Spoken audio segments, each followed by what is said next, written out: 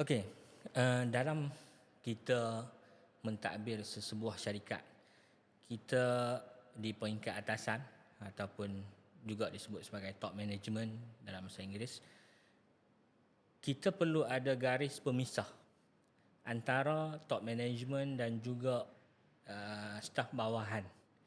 Sebab ada beberapa peringkat top management, kemudian middle management yang terdiri daripada manager, senior manager dan sebagainya. Kemudian di bawahnya lagi ada pegawai tadbir, kemudian assistant manager, eksekutif dan sebagainya.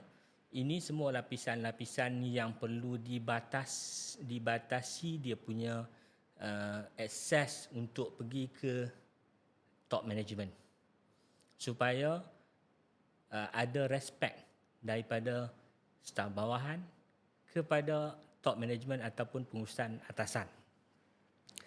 Tapi adakah kesemuanya perlu berlaku dalam rangka eksklusif? Tidak. Perlu diimbangi antara eksklusif dan inklusif.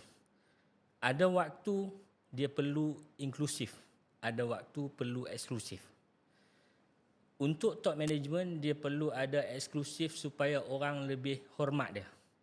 Dia rasa susah untuk akses pergi ke atas, dia rasa ada hormat yang tinggi.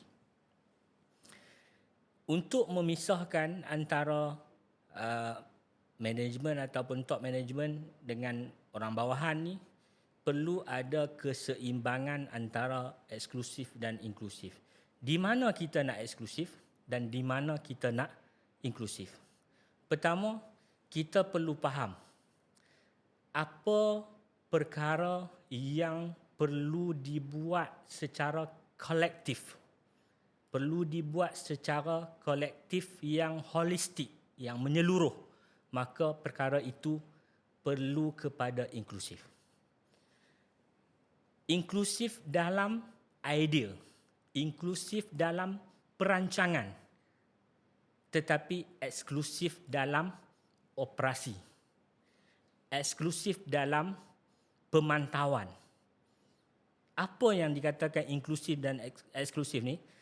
Inklusif ni melibatkan semua pihak. Maksudnya daripada peringkat atasan sehinggalah peringkat bawah sekali akar umbi. Itu inklusif.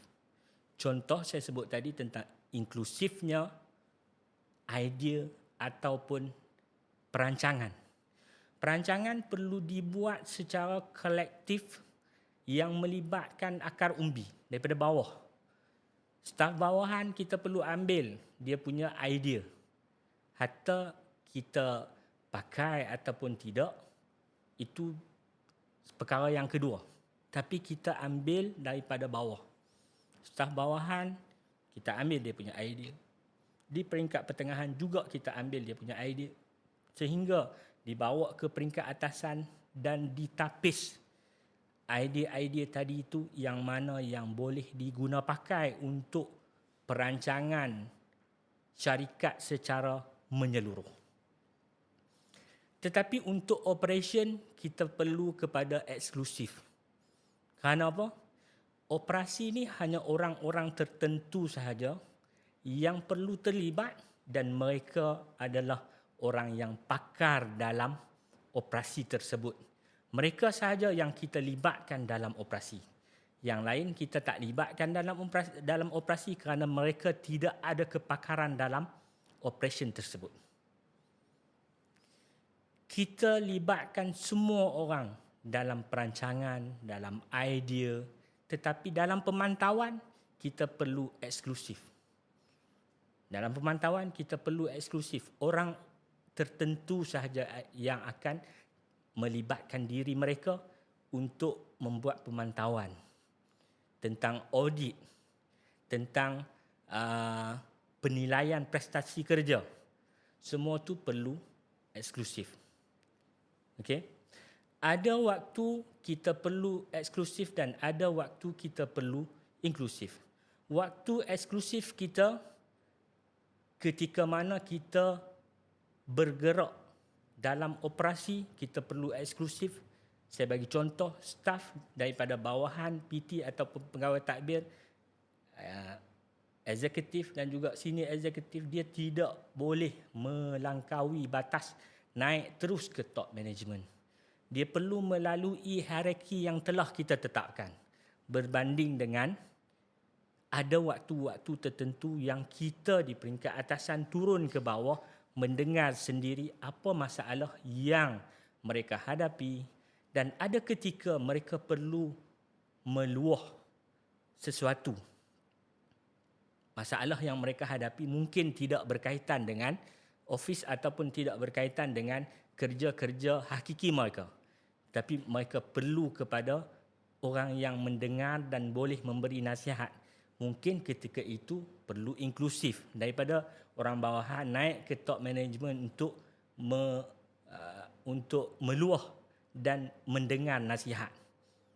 Jadi kita perlu tentukan ini side eksklusif, ini side inklusif, dan eksklusif dan inklusif itu perlu seimbang untuk kita mengekalkan pembinaan company kita, staf kita bekerja dengan baik, kawalan berlaku dengan baik, penilaian berlaku dengan baik, semuanya berlaku dengan baik tanpa kita hadapi masalah.